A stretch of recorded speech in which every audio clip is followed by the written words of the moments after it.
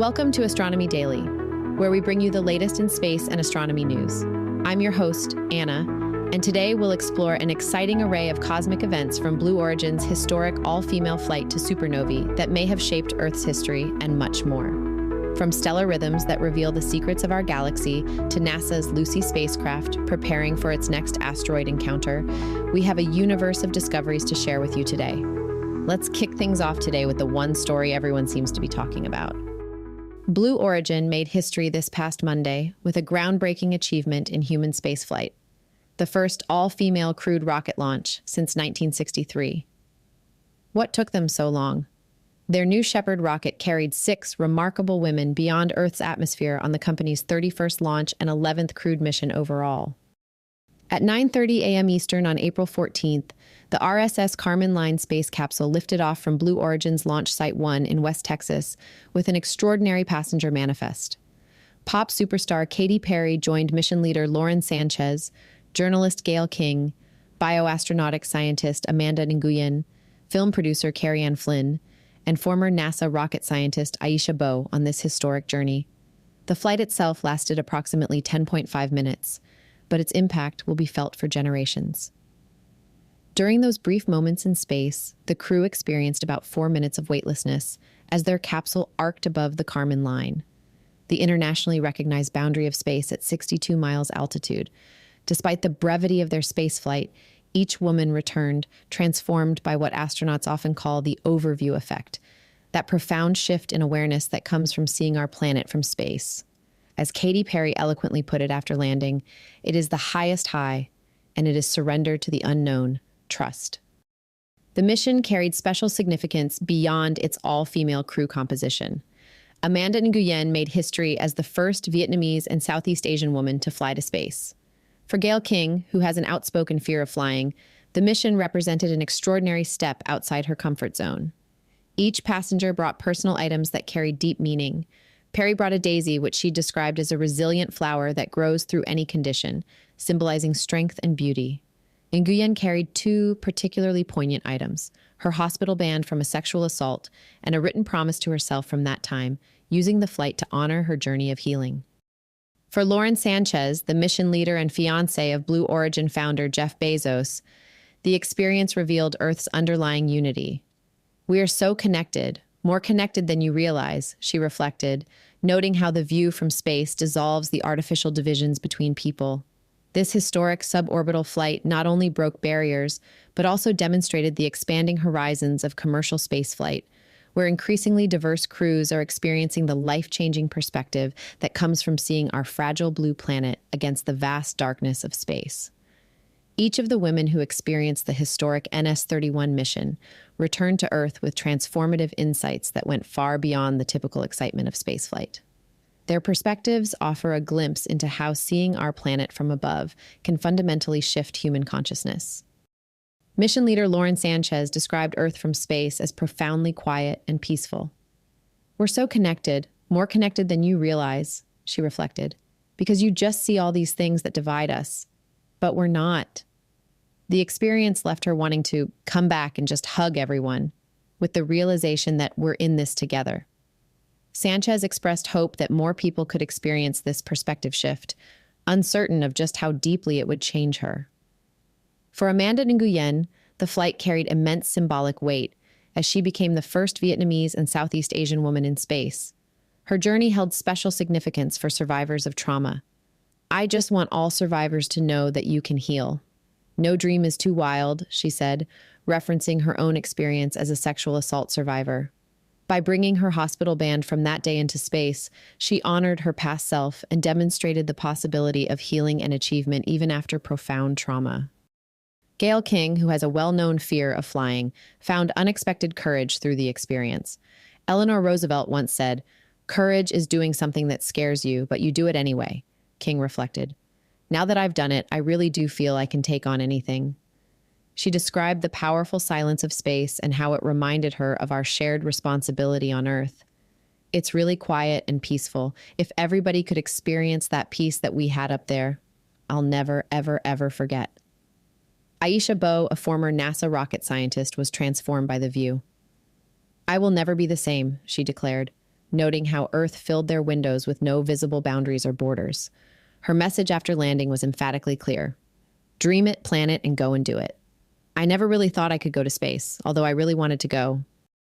For Katy Perry, the experience ranked as her life's second most incredible moment after the birth of her daughter. It's not about me. It's not about singing my songs. It's about a collective energy, Perry emphasized. It's about making space for future women and taking up space and belonging. The bond formed through this shared journey created what King called a true sisterhood that will connect these pioneering women forever. Speaking of launches, let's get a quick roundup of what else is planned this week. The global launch schedule is hitting a bit of a lull this week, with just 4 launches on the calendar. But each mission carries significant importance for space exploration and national security. Leading the week's activities is a Minotaur rocket set to lift off from Vandenberg Space Force Base in California on Wednesday. This mission, designated NROL 174, will carry a classified payload for the National Reconnaissance Office. The 78-foot-tall 4-stage rocket, derived from the Peacekeeper missile design, will follow a southeasterly trajectory to place its mysterious cargo into low Earth orbit. This marks the first Minotaur 4 mission of 2025 and just the 6th in the vehicle's operational history. Friday brings us Firefly Aerospace's Alpha rocket, which will make another attempt to launch Lockheed Martin's new LM-400 satellite bus from Vandenberg. Dubbed Message in a Booster, this mission has faced multiple delays since its originally scheduled March launch window. The LM-400 will carry a demonstration communications payload into orbit, marking Alpha's first flight of 2025 and its 6th mission overall. The 2-stage rocket stands nearly 97 feet tall and uses kerosene and liquid oxygen to power its Reaver engines in the first stage and single Lightning engine in the second stage. SpaceX rounds out the week with 2 Falcon 9 launches. The first, scheduled for Saturday from Vandenberg, will loft another classified NRO payload, believed to be the 10th batch of Starshield reconnaissance satellites. The booster supporting this mission is expected to land on the drone ship Of Course I Still Love You, stationed about 400 miles downrange in the Pacific Ocean. The second Falcon 9 mission comes Monday with the CRS-32 cargo resupply mission to the International Space Station. Launching from Kennedy Space Center in Florida, this flight will deliver essential supplies, scientific experiments, and spare parts to the orbiting laboratory. Among the science payloads is a French atomic clock for the Atomic Clock Ensemble in Space Experiment, which will test Einstein's theory of general relativity by measuring how gravity affects the flow of time with unprecedented precision. Also heading to the ISS are experiments to monitor airborne particles inside the station, a robotic spacecraft guidance demonstration, pharmaceutical manufacturing experiments, and plant growth studies. The Falcon 9 booster for this mission is expected to return for a landing at Cape Canaveral's landing zone 1 shortly after launch.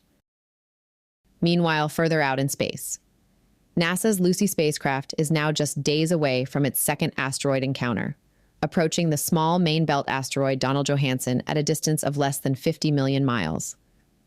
The April 20th rendezvous will serve as a comprehensive dress rehearsal for Lucy's primary mission, exploring multiple Trojan asteroids that share Jupiter's orbit around the Sun over the next decade.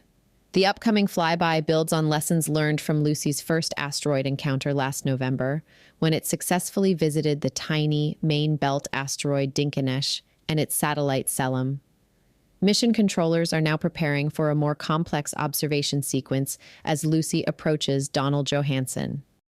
At its closest approach, scheduled for 1:51 p.m. Eastern on Saturday, Lucy will pass within just 596 miles of the asteroid.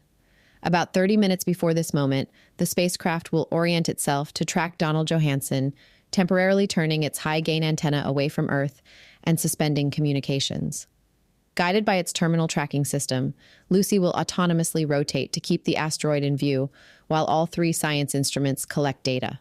Unlike the Dinkinesh encounter, Lucy will need to stop tracking Donald Johanson 40 seconds before closest approach to protect its sensitive instruments from intense sunlight. As encounter phase lead Michael Vincent explains, if you were sitting on the asteroid watching Lucy approach, you would have to shield your eyes from the sun while waiting for Lucy to emerge from the glare. After Lucy passes, the positions will be reversed, so we have to shield the instruments in the same way. This challenging geometry is unique among Lucy's planned asteroid encounters. After closest approach, the spacecraft will reorient its solar arrays toward the Sun and reestablish communication with Earth approximately an hour later. The 25-minute round-trip light delay presents its own challenges. When mission controllers command data playback after closest approach, they'll need to wait nearly half an hour before receiving any images or confirmation that their commands were received. Donald Johanson itself presents an intriguing target, representing a fragment from a collision that occurred 150 million years ago, making it one of the youngest main-belt asteroids ever visited by a spacecraft. As mission program scientist Tom Statler notes, every asteroid has a different story to tell, and these stories weave together to paint the history of our solar system.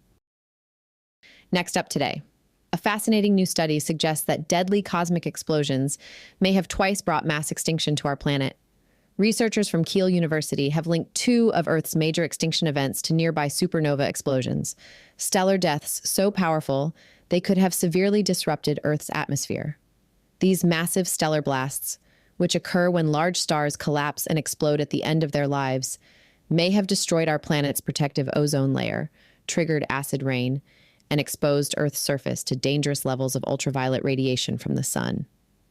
The researchers specifically point to the Ordovician extinction, about 445 million years ago, and the late Devonian extinction, around 372 million years ago, as likely candidates influenced by these cosmic catastrophes. The Ordovician event wiped out 60% of marine invertebrates at a time when life was largely confined to the seas, while the late Devonian extinction eliminated approximately 70% of all species, dramatically altering the types of fish that inhabited ancient oceans and lakes. What makes this research particularly compelling is that past studies have failed to identify clear causes for either extinction event, though both have been linked to ozone layer depletion, something a supernova could easily trigger. To reach their conclusion, the research team conducted a census of massive stars within about 3,260 light-years of our Sun. By mapping the distribution of these massive OB stars, they calculated the rate at which supernovae occur in our cosmic neighborhood. When they compared this data with the timing of Earth's mass extinctions, they found a compelling correlation that supports the supernova theory.